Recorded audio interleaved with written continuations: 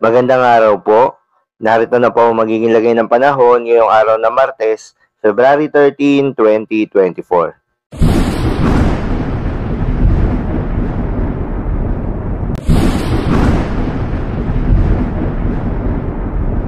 Sa kasalukuyan nga at ayon sa Pag-asa, malakas pa rin itong northeast monsoon o hanging amihan at nakakaapekto sa malaking bahagi ng Luzon, kabilang na ang Metro Manila. Samantala, itong shear line o yung banggaan ng malamig at mainit na hangin ay nakakaapekto naman sa eastern section ng Southern Luzon at ng Visayas. Magandang balita naman dahil ayon sa Pag-asa ay walang namomonitor na low pressure area o bagyo sa loob at labas ng ating Philippine Area of Responsibility na maring makaapekto sa ating bansa.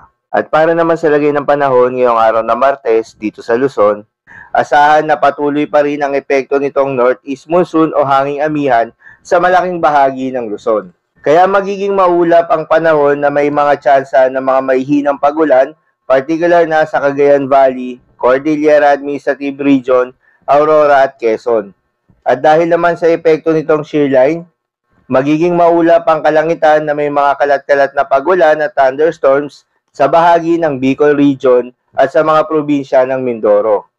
Sa nalalabing bahagi naman ng Luzon, kabilang na ang Metro Manila, asahan ng maganda at maliwalas na panahon, maliban lamang sa mga isolated na mga pagulan.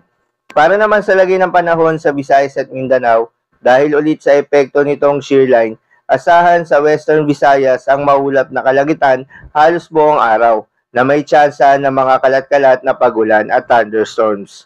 At sa nalalabing bahagi ng Visayas, pati na rin sa buong Mindanao, ay asahan ang maganda at maliwalas na panahon kung saan halos buong araw ay maulap ang kalangitan pero may mga tsansa pa rin ng mga biglaan o sandaliang pag-ulan dulot nitong mga localized thunderstorms. Kaya naman pinag-iingat pa rin yung mga kababayan natin sa mga banta ng mga pagbaha o pag-uho ng lupa, lalo na yung mga lugar na inuulan na noong mga nakaraang araw pa.